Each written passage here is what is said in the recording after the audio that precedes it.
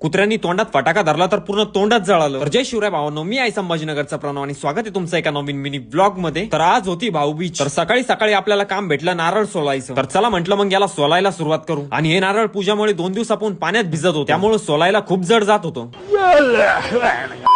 त्याच्यानंतर मग मी झालो रेडी ओवाळण्यासाठी, म्हणजे की भाऊबीज साठी। चला म्हटलं बघू आता बहीण किती खर्च करायला लावती म्हणून, म्हणजे की आज आपल्याला कितीचा चुना लागतो म्हणून। आणि इथं मी बाहेर येऊन बघितलं तर गल्लीतलं कुत्र पूर्ण फुटलेलं होतं आणि याचं तोंड याच्यामुळे फुटलं होतं, कारण की जेव्हा भुईशक्कर एका मित्रांनी जाळवला होता लगेच याने तोंडात धरला होता। आणि मग नंतर रेडी होऊन मी निघालो कन्नडला। आणि जायच्या पहिले चला म्हटलं याच्यात पेट्रोल टाकून घेऊ, कारण की मधीच जर संपला ना लोटीत न्या लागेल। आणि त्याच्यानंतर मग मी टापरगावच्या नदीवर थांबलो, तर इथं बघितलं तर ही नदी पूर्ण फुल भरलेली होती। आणि इथं थांबून चला म्हटलं मग तोंडाला रुमाल पण बांधून घेऊ, कारण की वरतून एवढं कडक ऊन पडत होता ना की विचारू नका।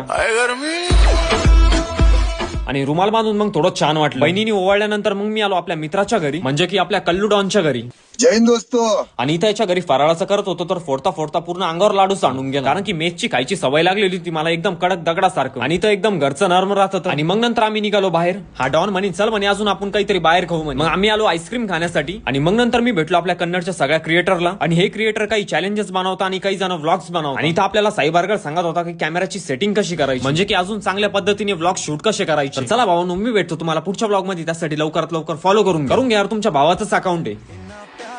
मैनू हक ना पड़े तू मेरी बां, किन्ना सोना लेना मेरा नाम।